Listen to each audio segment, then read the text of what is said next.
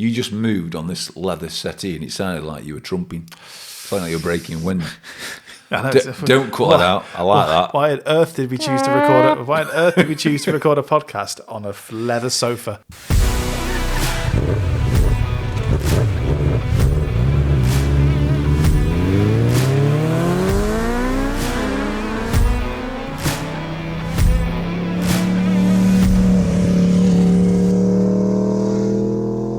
Welcome to the latest episode of the This Way Up podcast. Welcome. Good My to name's be. Andrew. And I'm Malc. And yeah, today we wanted to talk a little bit about manuals. I tell you, it's an exciting topic, isn't it? It really we sound is. like two anoraks. We wanted Do you to know what talk I mean? about manuals. And yeah, we're not quite sure where it's going to go. We've got No. a vague idea, but it was an idea that Malc came up with, and we've been fleshing it out a little bit before we've recorded this. We spent at least 5 minutes thinking about it. Oh yes, it was a good... That sounds bad because it sounds like we don't care. That's not true. We just trust. But Yes. anyway, be fine.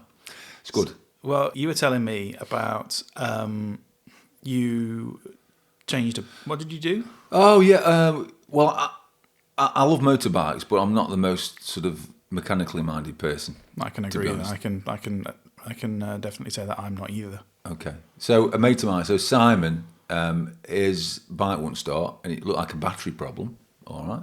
So I said, "Oh, I'll have a look at that for you." And he goes, "Have you got a charger?" He goes, "Well," he said, "Well, I've got a trickle charger, but I need to fit me. I don't even know what the technical term is. I need to fit me bit that dangles down that I can."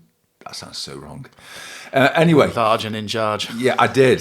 So anyway, so so what I did was I took the seat off, got down to the battery, and I thought, do you know what? Before I start messing with things, I'm going to have a look on YouTube and see how to go about it. And I learnt, it's a good job I looked really, I learnt you've got to take your negative off first. Otherwise, you might, while you're taking your live off, short it against the frame and cause a lot of damage to your bike. That you certainly can. So I needed to know.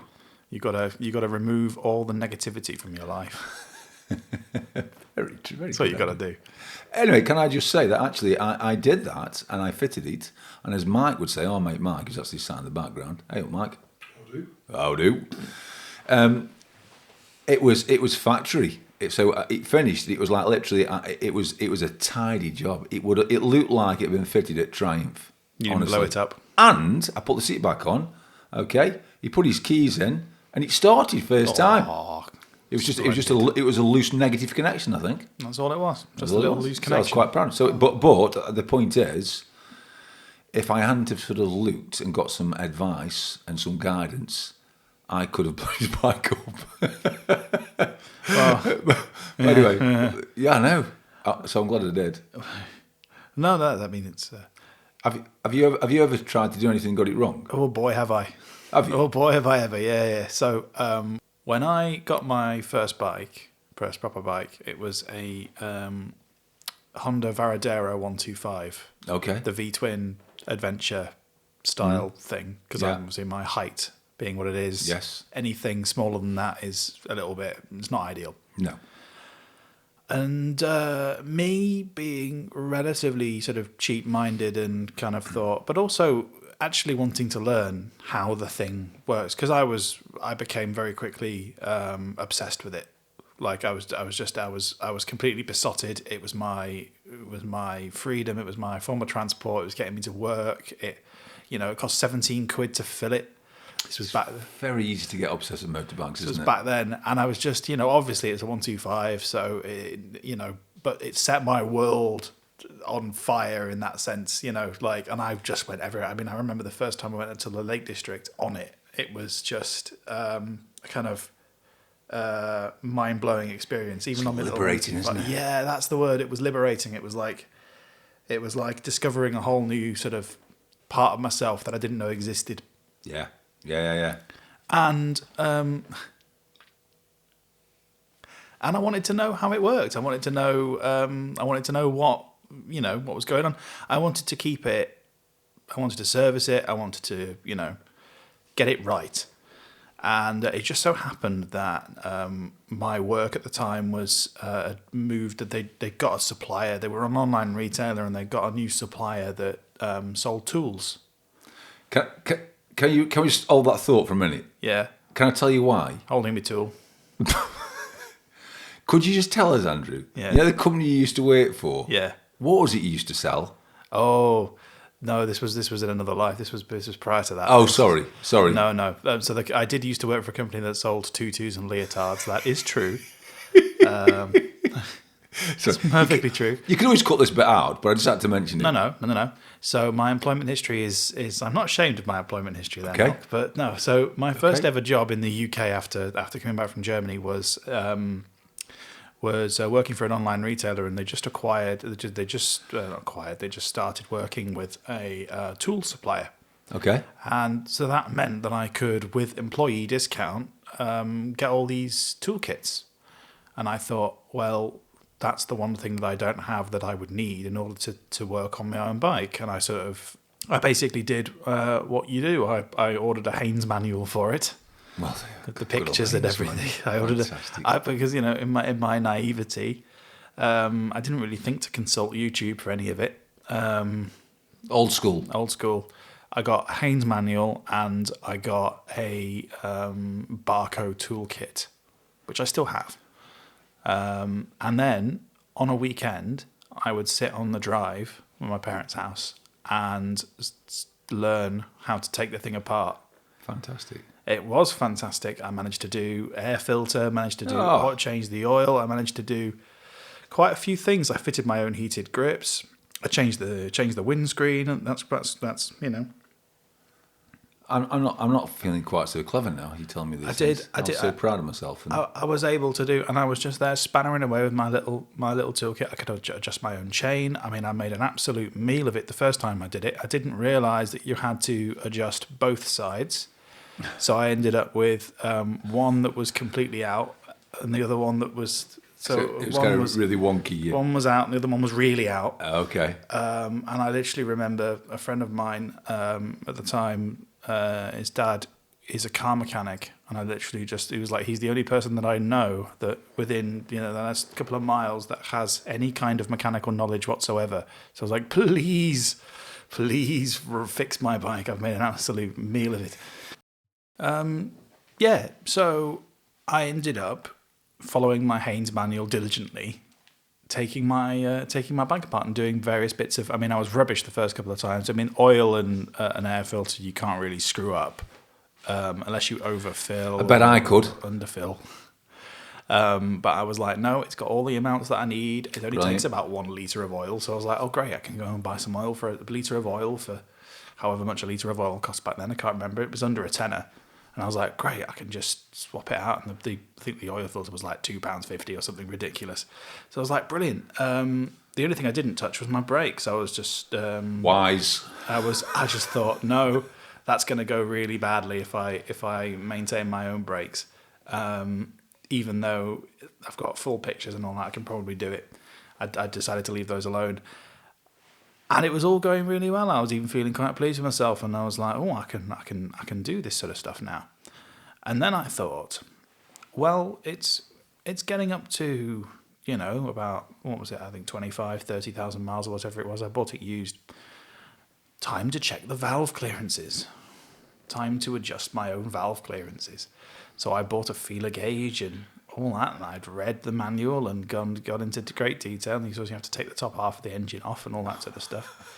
So I'd disassembled it to the point where I know. Sorry. I know. You can't imagine me doing this, can you? Oh no, I can't. You can't imagine me doing this. I know Mike can't imagine me doing this. Mike is sat there shaking his head. His mouth agog. No. He's yeah. I just put my penny short in. No. Just think it. Just We're all thinking the same thing. Just think it aloud. I don't think it aloud. Think it quietly to yourself.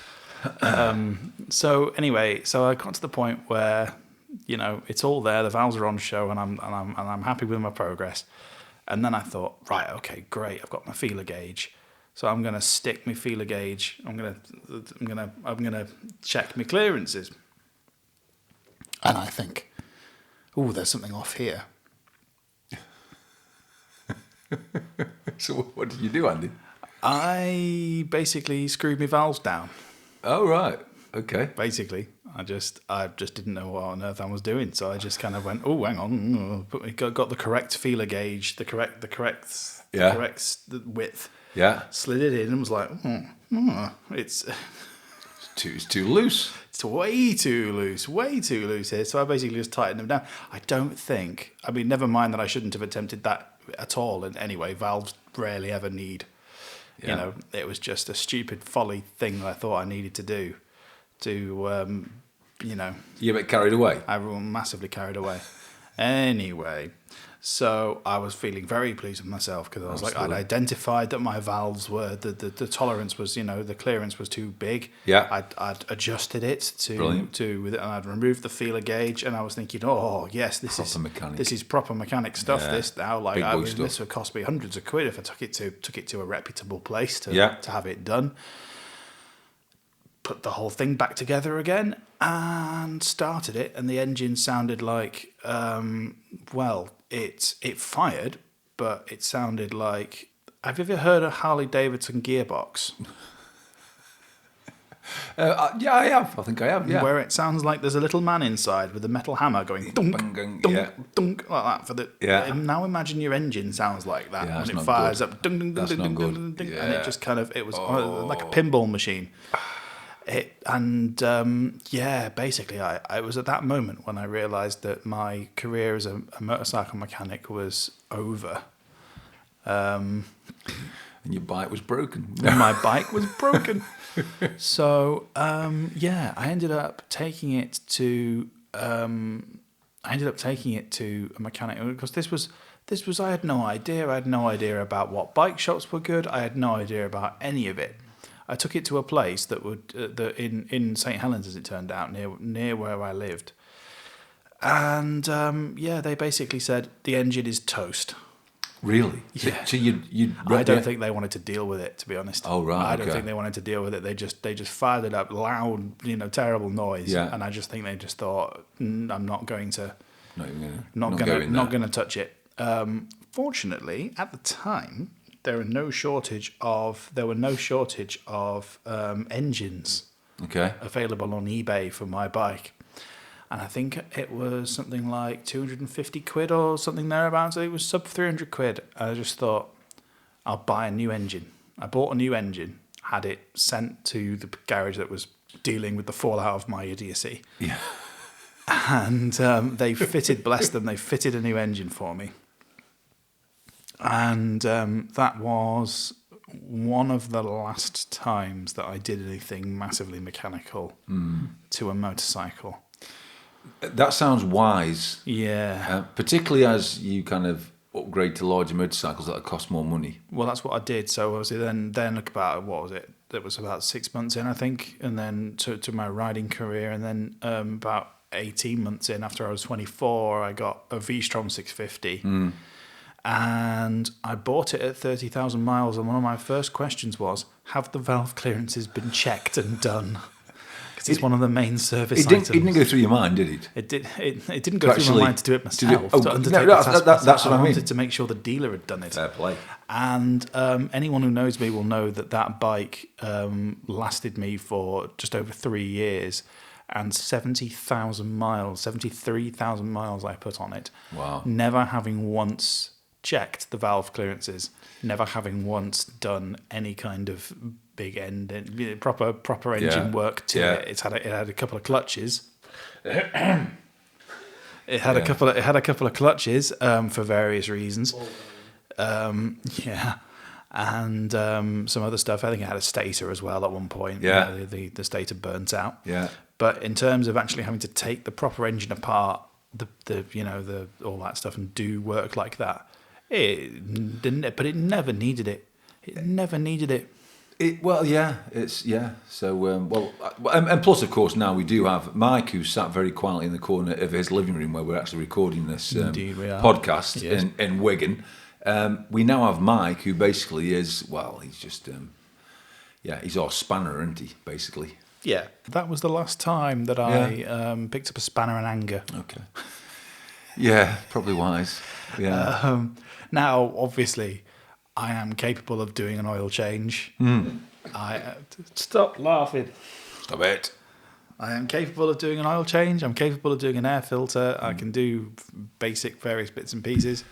But Yeah, there's certain things you won't do, which is like valve clearances, for instance. But yeah, and obviously, if Mike occasionally does work on my bike, and I will come down and help him and provide moral support and make him brews and things like that as he does. And supply, shed loads of banter and direct it his way. If you know what I'm saying. Yeah. Yeah, that's what we do, isn't it? But That's what we do. the point was, I had the manual. Yes, I had the tools. you did. I had everything I needed. Even at the time, I had and the inclination. I had everything I needed. What I didn't have was common sense and wisdom. Well, yeah. Well, no, it's true, is it? So, because there was the manual was there and it was right, wasn't it? Haynes manuals are right. They're not wrong. They? No, They're not wrong. No. The illustrations. There's a man physically doing it in the Absolutely. pictures. But even sometimes we still need some guidance from somebody who knows actually what they're doing. Absolutely. Do you know Absolutely. What I mean? Yeah. And I'm not sure if that leads or doesn't lead us on to what. No, I think what it makes. I mean, we were kind of talking about these things, weren't we? And just thinking about, okay, we're talking about bikes, okay, and getting things right and having some guidance through a manual or a YouTube video, whatever it might be. But I think it does kind of point us towards life. Do you know what I mean? Kind of. Oh yeah.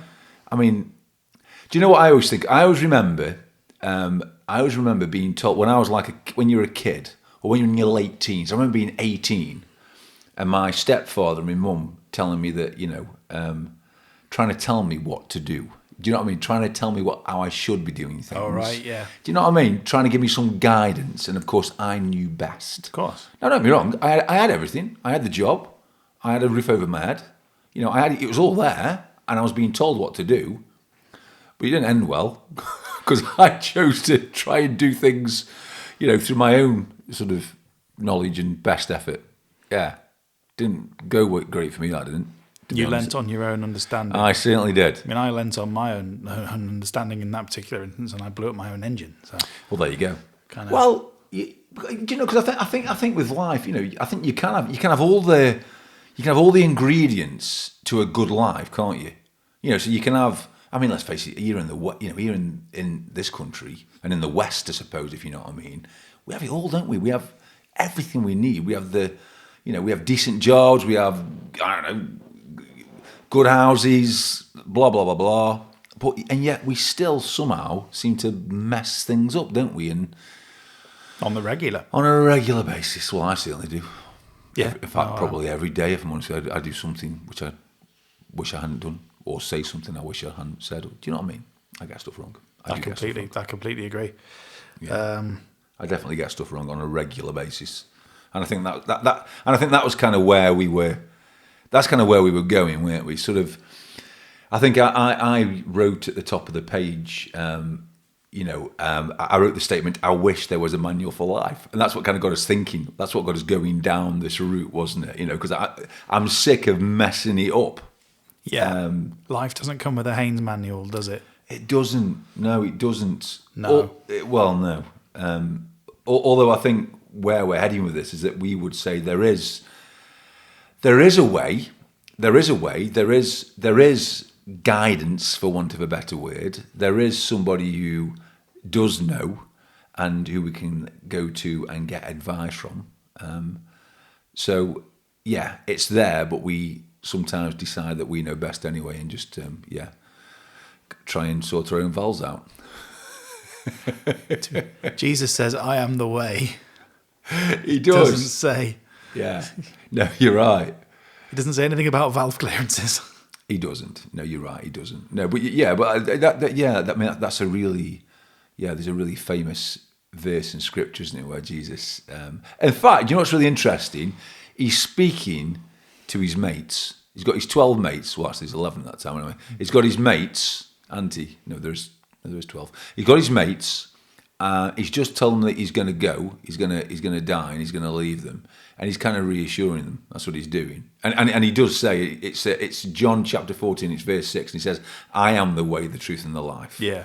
That's what he says. And, and I think that's kind of where we've been heading, what we've been talking about, is that for want of a better word or phrase, Jesus kind of, I mean, he does offer us, well, the Bible, I suppose we would say, is kind of almost a sort of manual for life. I mean, okay, you won't take it word for word in as much as there are some things, if you fold it down to the letter. Not all of it, like the bits about shellfish and all that. I'm quite partial to prawn cocktail, really, to be honest. Me too. But it's when Jesus says he's the way, he is the way, and I think he's the way because he's the truth, the way, the truth, and the life. So he's the way because what he says is truth, and if you live that and listen to him, it actually leads to life. It leads to an awesome life, a good life. The way Jesus lived. Sorry to interrupt. The way that Jesus lived is the manual for life. It is, yes. Well, as Christians, we look to him, don't we? Yes. The endless compassion and the love that he had for others. The way that he sort of challenged various social norms and practices and things like that. He was completely radical for. He was completely just, but he didn't come to. He came to show us the reality of how to live properly. Well, I mean, the thing is, of course, Jesus came and he comes into this. I mean, he comes into a broken world, doesn't he? I wish he'd shown how to whether or not it's okay to do valve clearances. But he probably did. We can forgive. Well, we can forgive that for not being relevant at the time. But what you're saying about Jesus, that actually he comes into a world which is kind of quite dark and broken. It's the place is not good. People are being persecuted and being taken advantage of, and he comes into that world. It sounds not unlike what we got going on right now. Well, to be honest, exactly. In a lot of places, yeah. And he said, well, but actually says, this is what you're doing, but actually, what I'm saying is live like this, and if you live like this, things will improve immensely. You'll be, your life will just take on a completely, it's. But it's that idea of like he just sort of says, "Follow me." Yeah. You get to have a fellowship with me, a relationship with me, and through that, it doesn't matter what you do wrong, or whatever, because it's covered. And that's beautiful, isn't it? Because I think we screw up all the time. Oh, we do. There are so many. Listen, I've been there. I've come from a background of addiction where I just didn't think there was any way out of that, and the only way I could see of kind of getting through the other day was by almost trying to forget about what I'd done the day before. Do you know what I mean? So I do know what you mean. So not to the full extent. No, I can't empathise into it, but I understand that a part of that feeling of going through the day, not thinking about the terrible things you've done in the past. Absolutely. It's almost like you feel there's no way out of it. That's the thing. You think, well, this is how life is now. It's just awful, and it's never going to get any better. And I'm a little bit stuffed. But actually, the wonderful thing about the Christian faith is that actually Jesus comes and not only does he show us a different way, but he says, do you know what? I know you've messed it up, but I'm forgiving you, okay? And I'm going to give you this opportunity to live your life now. And not only a life that's going to improve, it's going to be, I mean, Jesus says again, he uses this language of, I'm going to offer you life and life in the fullest. Or I think in one of the Bible translations, it says abundant life. Yeah. Do you know what I mean? In its fullest. Yeah. Sort of, in a sense of fulfillment. Yeah. But he goes one step further because he just sort of goes, no, that old version of you before you knew me is effectively dead. Yes. It ceases to be. It doesn't. It's. I'm slipping into Monty Python now. Its claws are in the sawdust and it's joined the choir invisible. But the old version of you, is gone. Yeah, it's dead. Yeah, it doesn't exist. It's forever not relevant. Yeah, once you decide to follow him and listen to him, you're right. It's it says, doesn't it? It says that the old is gone, the new is here. Yeah. You are a new creation. It uses that language. Yeah. So you kind of don't have to be. You're not held in that place of feeling guilty and shame all the time. You actually can move on from that. It's a fresh start, isn't it? And do you know what? How many people need that? How many people need? They might be surviving. They might be kind of getting on and doing all right, but they never Not fulfilled. They're not fulfilled. They never experience life how it could be. Yeah. And that's what he offers, isn't it? Yeah. That's what Jesus offers. Yeah. I mean, for me, I think as somebody who's been a Christian for quite a few number of years now, sometimes I still struggle with that. The idea that that's still an ongoing process, that it's it was and is the new way. What do you mean? Sorry, explain that. What do you mean? The new creation was, and it's not a moment in time. I see what you mean. Where it goes, right, that's it. Yeah, you're all new now. Job done. Yeah. No. My church right now is doing a kind of improvised series about us all being a work in progress. Yeah. And I really like that. It doesn't matter what state you're in, what level of it you're in. You've got that relationship with Jesus. Yeah. And he's just going to build on that. Which is great, isn't it? Continuously. Yeah, and what's lovely about that is I think that some people in the past, and even still, make that mistake of thinking that, well, now I'm a Christian, everything's got to change and I've got to be perfect. And if I get anything wrong, it means I've messed up. Do you know what I mean? I've got it wrong. But what you're saying is that actually, no, it's a journey. Jesus says that I know you're going to get it wrong sometimes, but gradually and slowly, it's going to get better, and you're going to get better. Yeah, and you are going to change. I think the more time goes by, the harder it is. I think for me to kind of go, well, yeah, but I'm still doing stuff. I'm still screwing it up. I'm still saying these things or whatever it is, because it doesn't actually matter what it is if it's not aligned with.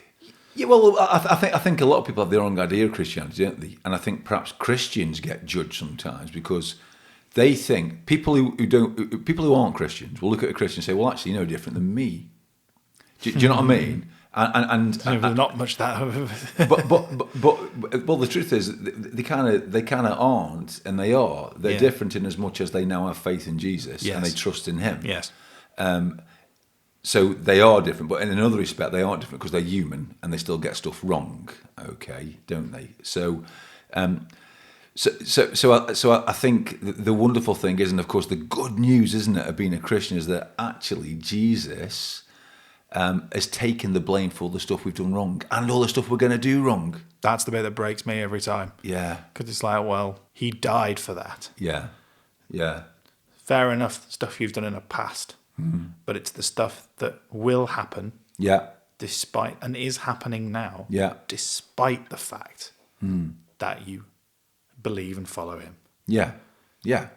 That's the bit that kind of always breaks my brain a little bit, because I suppose because I'm fundamentally thinking about it on a human level. Yes, I'm not thinking about it in terms of. I'm not often thinking about it in terms of how Jesus would actually sees it and what he actually says happens. I'm thinking about it and going, yeah, but I shouldn't have done that.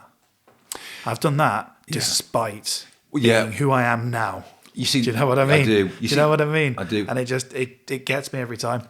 The thing is, and this is the good news, we don't rely on ourselves to become good enough to be a child of God. And what I mean we could never do it. We can never do it. So actually, just like I relied on myself to become a really good motorcycle exactly. mechanic. So it's never going to happen. The truth is, what you were trying to do was right. You knew what you had to do, but you couldn't do it because you just didn't have that. You weren't capable of doing it, and that's no offense, Andy, but it's true, isn't it? None taken. And you know what? It's the same as a Christian, isn't it? We know what we've got to do. We know how we should live. But the truth is, we never can live up to what we kind of could or should be. But thank God, Jesus did it for us. Do you know what I mean? So that's the good news, isn't it? That actually we are human. Christians are no different than anybody else. We're broken human beings. And if any Christian makes out of there somehow some holier than thou perfect person who's loved more than God than anybody else, they need to give their heads a wobble, because it's not true, is it? They're broken. The difference is that they now trust in Jesus, and He has made things right for them on their behalf. So now we can say, do you know what? I'm all right because of Jesus, not because of anything I've done or anything I am. It's quite humbling, that, isn't it? Very. It's a bit like taking your bike to the garage and saying, I've done my own vowels. But you made a mess of it. My eyes were bigger than my spanner. I could say something there, but I'm not going to. But there you go. Yeah. Oh Christ, it's been quite deep. This podcast has. I'm glad, because I was thinking about where I'm at and all the things that have happened in the past sort of few months and things, and just all the things that I've been getting involved with. I've Bikers Church, my own church now in St Helens, and the Men's Fellowship Group. In a week's time, we're going to Christian Vision for Men's gathering. And that's going to be an incredible opportunity to worship God. Yeah. And kind of be in that place. Yeah. With thousands of other people. Yeah, I think there's about 2,000 plus men who attend that. That's amazing. That what do you want to call it? It's not really amazing. a conference, is it? It's a gathering. It is what it is. It's exactly Christian what it is. blokes. It's a gathering. So there's lots and lots and lots of things there to cater to broken people. Yeah, well, I think the great thing about the guy, and actually, if CVM ever listens to this, she gives a free ticket because we're plugging you, but I don't mean that. I'm happy to pay the money, but what I mean is, I'll have a free ticket if there's one going. Okay, me too. Me too. What I love about the gathering is it's Christian blokes getting together, but also it's very much for it's a place you can bring your non-Christian friends to. Absolutely. Because it's not you don't go there and feel judged. You go there, you can play five-a-side football, you can go quad biking, you can learn how to sword fight, you can be a wrestler, you get free brews all day, these punch bags, but also it's a bunch of blokes getting together in a big tent, hearing about Jesus and learning what it is to follow him. Yeah. And seeing how good life can be in making that choice. I'm not afraid to be vulnerable. Absolutely. To be open and to share stuff about their lives, and which is something that I think a lot of men, including me and probably you as well, struggle with on a. Absolutely. I mean, the idea that we can let people in. Absolutely. And I think understanding that and letting people in, that's not a weakness. That's a real strength. Yeah, that's a hard thing to learn, though. Because I think that's another thing that always gets my back up, all right? I mean, I'm a blokey bloke. I always have been, all right? I'm a blokey bloke. And I've got to think, I'll be honest with you, before I was a Christian, I thought Christians were a little bit kind of soft. If I'm honest, that's what I thought. I thought they're just a little bit soft. They're kind of people who, they show their affection too much, blah, blah, blah, blah, blah. Do you know what? It's such a nonsense. Such a nonsense. Christians are just like, I tell you, they're rock hard, aren't they? Are they live and how they choose to sacrifice and things? You know what I mean? And I love the fact you get these blokes. You get blokes from all different backgrounds, probably from solicitors down to I don't know, dustbin men and everything in between. Yeah. You get blokes who are tattooed. You get blokes who are young. You get blokes who are old. You get blokes who are professionals. You get blokes blah blah blah blah, and they all get together. They got one thing in common, and they have a cracking time. Yeah, that's true. And there's no judgment. Nope. It's just fellowship, fun, banter, and but Jesus is at the centre of it. Yeah. And I just So I'm dead excited. I'm looking forward to the weekend. Other events are available that cater to all genders. By the way, I should also. Yes. Should also establish the fact that it's not just I mean the one we're going to is exclusively for men, because I think men have historically and generally we struggle to kind of connect, don't we? In a. Well, I think it's that vulnerable thing. I think blokes. I think. Well, listen. If you go in a church, most churches, not all churches, but a lot of churches around this country, and particularly, I've got to say, the denomination I'm involved with, okay, the C of E, there's always a lot more women in church than there is men.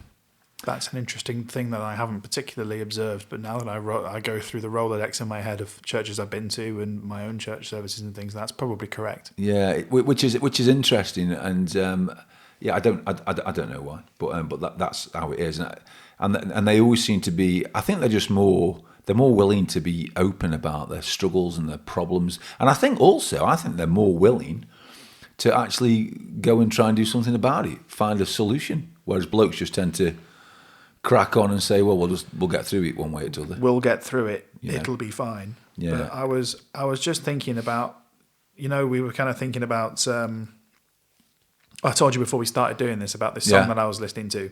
Oh yeah, I do. Yeah, I remember. Which covers exactly that. Yeah. that kind of thing. And I'm just going to go through. It's called Altogether by Mike Donaghy. Okay. Donaghy. Apologies if I pronounced that wrong. It's all right. But I don't mind. Yeah, and it was just sort of. I was listening to it, and I had no idea it was going to come on. It was on a random playlist. It was on a Christian playlist that I'd loaded up and started playing, and the lyrics just kind of hit home for a lot of things for me. Yeah. And it just says, "No more playing Mr. Nice Guy. I'm done pretending I'm all right. I fake a laugh, acting up a class, like I've never had a struggle in my whole life. Yeah. Can I tell you the state I'm in? Yeah. Can I? Yeah. Yeah. The cracks are where the light gets in. Maybe we don't have to have it all together. What if grace made it safe to tell you the truth? Maybe we can make a shelter for each other. Turning lies into light will make it through altogether." And that just, it's just, I think it's all like, it just solidified like the idea that we're going to the gathering and we've got this, you and I and Mike and everybody in CMA and Bikers Church and all this, we have this amazing capacity for doing that. Yeah. And and my church as well, and the vulnerability and the openness that we can enjoy and let grace heal it. And I think you've hit the nail on the head there. You can enjoy it because I think particularly blokes, and if I'm talking out of turns, if I'm not right here, please, somebody tell me. But I think blokes have this, they feel they've got to keep going. They've got to tough it out. And if they don't, somehow they're failing. Do you know what I mean? I can empathise quite good with that. I've always been quite bad at asking for help. Yeah, me too. I think, or rather, probably maybe admitting to myself that I need it. Yeah, I think you're right. I think a lot of blokes are like that. But actually, and I bet people who are listening to this will identify with this. When you either get to a point where you're willing to admit you need help, or you're forced into a place where you've got no choice because you've messed it up that much. But when you actually accept that help, there's this massive sense of relief. This sense of... I've been there too. Oh. And do you know what? I think on a grander scheme, so there's that relief in admitting that you need the help and that you're broken, if you like. I think on a much higher level, that actually that's what the Christian faith is about. Yeah. It's about actually saying, do you know what? I can't do this on my own. I need someone to come and help me, and somebody I know I can rely on. And I think that's what, as Christians, we realise that's what Jesus does. That is what Jesus does. So actually, it's not surprising that getting to a place where you're willing to admit that you can't do it on your own, you suddenly get this massive gush and sense of relief and freedom, and it's lovely, it's wonderful, it's beautiful. Look, I can't believe it. I'm a blokey bloke saying words like beautiful and wonderful. Yeah, I know. Well, but it's true, isn't it? We'll gloss over that. Yeah, cut a bit out. But it's true, isn't it? And you know what? There are so many people and so many blokes. And listen, and I know we're talking about blokes. We're not being sexist, but we're just talking about blokes a minute because we've been talking about the gathering. But there's men and women. It's relevant to every human being on the face of the planet, ultimately. It's universal. It is. And do you know what? I'm going to get, because we've been talking about God a lot, and just laying it on the line. All right, laying it on the line. Have we? We have, but I want to lay something else on the line as well. We basically are not created to go it alone. That's the truth of it. No. Are we? No. We're designed to be in that relationship with God. Yeah. And if we're not, and we're trying to do it on our own, I would say it never ends well. It doesn't end well. It never. No, it doesn't. Of course, it doesn't. It just doesn't, does it? It doesn't. It just doesn't. So, but how wonderful that actually, in the same way that there are manuals out there, and there are also people who know what they're doing. In the same way, there is a God out there who can direct us, who does have all the answers, who can make things work properly if we're willing to listen and go to him. Actually. Love it. Yeah, take ourselves to him. Yeah, and let him work on us. That's it. Let him do the work in progress bit. Yeah. And it goes well. So, and you know what? This is important. Sometimes I think this is really important stuff because I bet you, in fact, I'll guarantee that there'll be people who listen whether it's this year, next year, or in 10 years' time, who they will resonate with what we're talking about. Because do you know what the truth is? And let's just put it out there. We all struggle sometimes. Absolutely. We all struggle. And do you know, and sometimes not only do we struggle, sometimes we feel absolutely broken and like there's no way out. Yeah. And I think that I pray. Yeah. I pray. Now I hope. that's at different levels for different It people. is. Like It is. So some people, I mean, you know, your rock bottom broken looks very different to mine. But that doesn't matter. It doesn't matter at all. Like that's the thing. It doesn't matter how bad on the scale you think the badness is. Yeah. Like, bring it to Jesus. Jesus will take it. Do you know? I think that's so important because I think sometimes people will be feeling awful and broken, but it's almost like I can't share this because actually what I'm going through is nothing compared to them. Yeah. But if what you're going through, okay, is making you feel broken and keeping you in that place of sadness and brokenness, it doesn't matter what it is. That's true. If it takes, you know, if your grass being uncut makes you feel like that, well, that's really important. Yeah. If in comparison, your neighbour is, I don't know, is a raving alcoholic like I was. Do you know what I'm saying? It doesn't matter. I know exactly what doesn't you're saying. It leads to the same. It's the same brokenness. It's the same outcome. It's the same outcome. It's the same outcome. It's not a competition who can be broken the most. No. Brokenness is brokenness. And you know, we hear all these amazing testimonies and things like that. It's not a competition. It really isn't. No, it really isn't. And but anyway, the answer's the same. Crikey, yeah, it's good. It's good. And this all started with you and your very poor attempt at valve clearance, sorting your valves out. Yeah, Mate, tell you, eh? God damn. I tell you. I mean, got a good story out of it though. It's great. It's good. It's fantastic. I thought, because I know we've plugged the Christian Vision for Men, the gathering quite a lot. Yes. But you introduced me when we went. I'd never heard of them. When we went last year, I'd never heard of them. I didn't know what they were about. I kind of guessed with the title. CVM. Yeah, I kind of guessed with the whole thing about being Christian Vision for Men. Anyway, you introduced me to their code. Oh yeah, it's really good. Do you want to? Have you got it on? I have. Yeah. Oh, do you want me to? Do you think it'd be a good idea just to talk about it? Yeah. Yes, please, because there's a thing in here. There's a thing in this song again. I don't want to just keep reading lyrics out, but it basically says, "I want a church that's like the 12 steps." And you know, and can I elaborate on that bit? Because I think what the 12 steps does, and what it did for me, and what it does for, and the whole point of the 12 steps is it actually leads you to Jesus.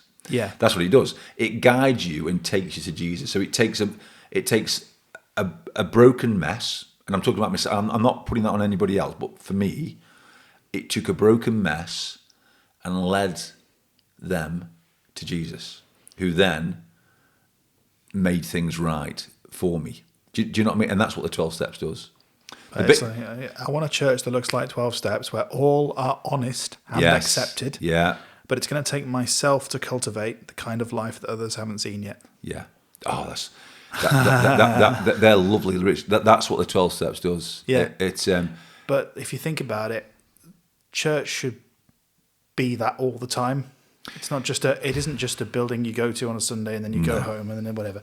It should be that. It should be a place where everyone's accepted. Yeah. And a place for healing. Absolutely. And encountering and spending time with Jesus. Well, I mean, ultimately, what a church should be is, I mean, I think a lot of people have such a misunderstanding of what church is. So many people have said to me, I might say to them, "Oh, that's why you come on to church." They'll say, "Well, I'll come to church when I get things sorted." Do you know what I mean? When I get my life sorted out, I'll come to church. Yeah, and it's like, hold on a second, mate. All right. No, church is where you'll come and encounter Jesus and he'll sort your life out for you. It's a place full of broken people. And that's what Bikers Church is. It is, yeah. For bikers specifically, but anybody is welcome. But that's what Bikers Church can offer. Bikers Church is a place where anybody is welcome. Literally, you can come as you are. All right, you will find a welcome and you will be accepted. No matter what. No matter what. And you will hear the good news of Jesus. And you know what? I unashamedly say that because that's what it's all about, isn't it? No Harleys, though. No, I'm just kidding. Ooh, harsh. I'm just kidding. Harsh. I'm just kidding. I like Harleys. I know you do. Yeah, I do. I just would never buy one. Yeah. But anyway, well, probably because I never afford one. Yeah. Anyway. You were talking about the 12 steps of Christian vision for men. I think to read them all out would go on a bit too much. But basically, you got the 12 steps of Alcoholics Anonymous, okay, which basically the whole idea was to lead you to Jesus, okay. Yeah. And the 12 steps for Christian vision for men is basically it's a code which men sign up to live their life in a certain way. And the idea is what we've been talking about. But it's rooted in... Absolutely. It's about becoming more like Jesus. That's what it's about. It's about live your life like this. This is not easy. It's hard to live how the code asks you to live. But my goodness gracious me, you will be you'll be such good news to people. You'll be a blessing to your family, to your friends, to your community, to your estate, to your church. Do you know what I mean? To your job where you work. You'll thrive, and those around you will thrive. They will, you know. But it's so it's really good. We're actually at the minute in our men's group at St. John's is what we're doing. So we're called Man Up. That's the group.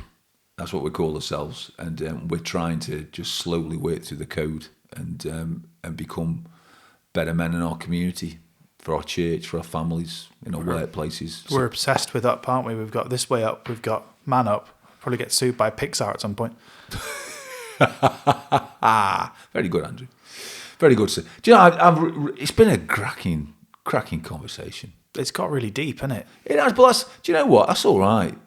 Sometimes we just have to get deep, and I'm not going to apologise for it. And I'm sure, no, because I think sometimes we just have to get like this. Is where we have to go. Sometimes we'll have a load of banter. It's been real. I think where, like, obviously you put some thought into it, and I've been mulling things over recently. Do you know what it is? I'm glad. Do you know why I think it's important to talk about this stuff? Is because, and the reason I get quite animated about this is because I look around. I haven't noticed. I look around and I see mates, I see family, I see friends, I see people in my local community who I know are really struggling, and I want better for them. And that's not me saying that I think they're they're getting it wrong. That's not what I'm saying. What I'm saying is, I'd just love to see people who are struggling do better. And not do better, I don't mean do better like succeed as the world would say. I don't mean get a better job. I don't mean wear better clothes and change your postcode. I mean just start smiling. Healed. Just start having fun and enjoyment and feeling peace. That's what I want for people. Because that changes everything, doesn't it? Changes everything, doesn't it? Undoubtedly, yeah. You know? And that's why this stuff's important. It is. That's why this stuff's important. Right. Shall we? I think. Mate, we've been yakking for far too long now. Well, not too long. It's been good. It's been good, mate. Listen, Andy, thank you, brother. Hey, thank you, mate. It's always a pleasure. And I think we must thank our host. Yes, because we are in Wigan. So. Right. Well, listen. Can I just say something before you wrap it up? Go on. You just moved on this leather settee, and it sounded like you were trumping. It sounded like you were breaking wind. Don't cut that out. I like that. Why on earth did we choose to record it? Why on earth did we choose to record a podcast on a leather sofa? As they say, more tea, Vicar. That's the last. That's that whole thing about we know what we're doing, but wisdom did not prevail. That's all right. Yeah, we'll talk about wisdom one month. Yeah. We will, perhaps. Yeah. Perhaps we'll talk about wisdom one month. We'll see. It's probably wise to postpone it for now. Yeah, probably very wise. And probably we need to find somebody who's got some wisdom first. Yes, no, that's true. We'll do that. Do you know anyone? No. Okay. Well, right. Thank you very much for listening. And we'll catch you on the next one. We certainly will. God bless you guys. Have a cracker. Yep. I've been Andrew. And I've been Malc. Yes, you certainly have. I have. Constantly. Take care, guys. Draw. See you in the next one.